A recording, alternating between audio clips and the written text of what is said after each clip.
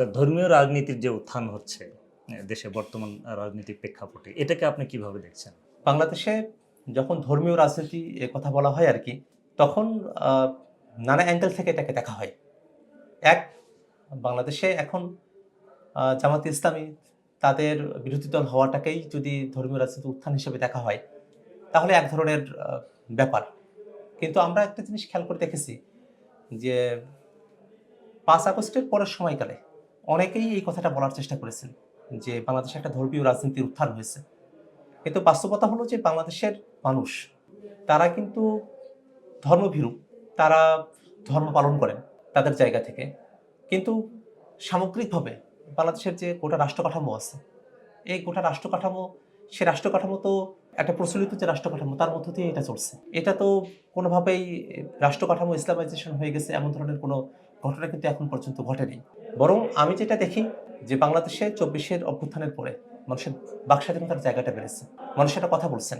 আমরা জাতীয় নাগরিক পার্টি এনসিপি আমরা একটা মধ্যমপন্থী ধারা রাজনীতি করছি, এই রাজনীতিটাও কিন্তু মানুষের কাছে খুবই গ্রহণযোগ্য হয়েছে। জি। বাংলাদেশের মানুষেরা একটা মধ্যমপন্থী রাজনীতির অপেক্ষায় ছিলেন, যে রাজনীতিটাতে ধর্ম থাকবে সেখানে শ্রদ্ধার জায়গায়, যেখানে ধর্ম পালন করার কারণে কাউকে নিপীড়ন করা হবে না, আবার ধর্মের ভিত্তিতে কোনো বৈষম্যও করা হবে না, আবার ধর্মকে ব্যবহার করে যে উগ্রপন্থা সেটারও কোনো চর্চা হবে না। একটা সম্প্রীতির মধ্য দিয়ে আমরা আমাদের দেশটাকে সামনের দিকে এগিয়ে নিয়ে যাবো, এই যে রাজনীতির বার্তা জাতীয় নাগরিক পার্টি এনসিপি নিয়ে এসেছে, এটাও কিন্তু মানুষের কাছে খুবই জনপ্রিয় হয়েছে। সামগ্রিকভাবে আমার কাছে যেটা মনে হয় 24-এর আগের যে সময়কাল, তখন বাংলাদেশের ধর্মপ্রাণ মানুষ তাদেরকে নানাভাবে নিপীড়ন করা হতো। হয়তো 24-এর পরের যে সময়কাল, এই নিপীড়নের জায়গাটা হয়তো কমে এসেছে।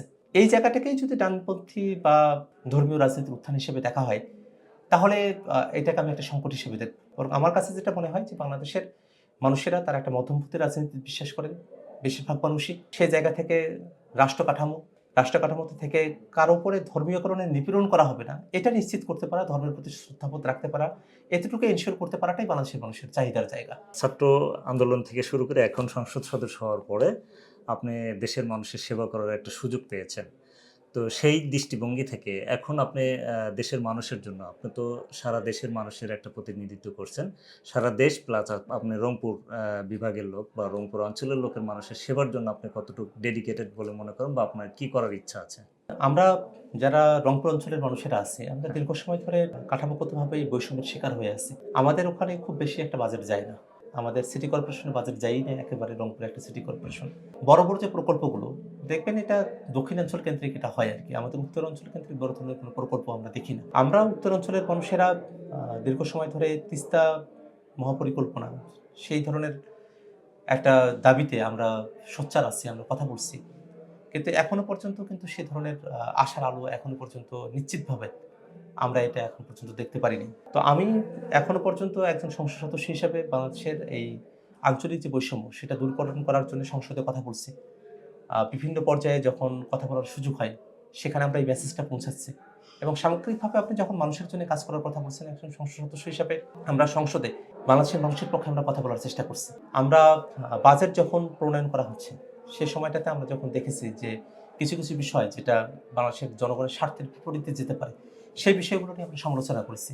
তার দুই একটা বিষয় অবশ্য পরবর্তীতে ফাইনালি বাজেট প্রণয়নের সময়টাতে সরকার এটাকে অ্যাডপ্টও করেছে। আমরা মনে করি যে আমরা একটা গণতান্ত্রিক সিস্টেমের মধ্য দিয়ে জনগণের জন্য যে কাঠামোগত জায়গায় পরিবর্তনের প্রয়োজন এবং জনগণের জন্য কাজ করা, সেজন্য আমরা একজন সংসদ সদস্য হিসেবে আমাদের কাজটা আমরা চালিয়ে যাবো ইনশাআল্লাহ। জুলাই অভ্যুত্থানের যে চেতনা বা জুলাই সনদে রাজনীতিক এখন যে যে সরকার আছে, তারা অনেক সময় দেখা গেল যে আমাদের জুলাই আন্দোলনকে, জুলাই সনদকে অনেক সময় মানতে চাচ্ছে না বা চায় না, সব ক্ষেত্রে প্রয়োগ করছে না। সেই ক্ষেত্রে আপনাদের সাথে রাজনৈতিক কোনো মতাদর্শে কোনো বিভেদ তৈরি হচ্ছে কিনা বর্তমানে, বা আপনারা সেই জুলাই অভ্যুত্থানকে ধারণ করার জন্য কি পদক্ষেপ নিচ্ছেন? আপনি যখন জুলাই সনদের প্রসঙ্গ এনেছেন, এই ব্যাপারটাতে সরকারি দল এবং আমরা যারা বিরোধী দলে আছি, জি। একটা স্পষ্টতই একটা মতভিন্নতা তৈরি হয়েছে। কারণ আমরা বরাবরই এই কথা বলেছি যে গণভোটের মধ্য দিয়ে সংবিধান সংস্কারের জন্য একটা পরিষদ গঠন করার কথা ছিল, সেটা গঠন করা এবং তার মধ্য দিয়ে সাংবিধানিক যে পরিবর্তন, সেটাকে একটা সিকিউরড করার দিকে আমাদের অগ্রসর হওয়া প্রয়োজন, যেটা গণভোটের রায়। কিন্তু আমরা খেয়াল করে দেখলাম যে সরকার আসলে গণভোটের রায়ের ব্যাপারে তাদের কোনো ভ্রুক্ষেপ নেই। তারা বরং যেন তেনভাবে এই গণভোটকে আইনি ভিত্তিহীন এই ধরনের বা এটা প্রতারণামূলক এই ধরনের বক্তব্যের দিকেই তারা অগ্রসর হয়েছেন। তো একটা জায়গায় এসে তারা একটা সংবিধান সংশোধনের জন্য কমিটি করেছেন। তো বাস্তবতা হলো যে আসলে 5 আগস্টের পরে আমরা যে সাংবিধানিক পরিবর্তনটা চেয়েছি সেটাকে শুধু সংশোধনের মধ্য দিয়ে এটাকে টেকসই করা সম্ভব নয়, বরং এই সাংবিধানিক পরিবর্তনগুলো এটাকে যদি আমাদের টেকসই করতে হয় তাহলে এমন একটা ফোরাম দরকার যে ফোরামটার একটা গাঠনিক ক্ষমতা রয়েছে, একটা কনস্টিটিউন্ট পাওয়ার রয়েছে। এখন কনস্টিটিউন্ট পাওয়ার নাই এরকম একটা বডি যদি এমন ধরনের পরিবর্তন নিয়ে আসে যেটা আসলে বেসিক স্ট্রাকচারের সাথে সঙ্গতিপূর্ণ না, তাহলে কিন্তু পরবর্তীতে সেটাকে হাইকোর্টে নিয়ে গিয়ে চ্যালেঞ্জ করে সেটাকে বাতিল করার একটা ব্যাপার স্যাপার ঘটতে পারে, যেটা অতীতেও ঘটেছে। অনেকগুলো সংশোধনীকে বাতিল করা হয়েছে কোর্টে। কিন্তু এটা থেকেই বাঁচার জন্যই আমরা কিন্তু একমত হয়েছিলাম সবাই মিলে ঐকমত্য কমিশনে যে আমরা সংবিধান সংস্কার পরিষদ আমরা গঠন করব, এবং তার মধ্য দিয়েই কিন্তু আমরা সাংবিধানিক যে পরিবর্তনগুলো আছে সেটা আমরা সুরাহা করব। কিন্তু সরকার তো সেটা মানছে না। এটা স্পষ্টতই একটা ভিন্নতা তৈরি হয়েছে, এবং আমরা এই কারণে সরকারকে বারংবার দাবি জানিয়েছি গণভোটের রায়কেই বাস্তবায়ন করতে হবে, এবং সেই গণভোটের রায় বাস্তবায়নের বিপরীত কিছু করার সুযোগ বা ম্যান্ডেট এটা সরকারের নাই।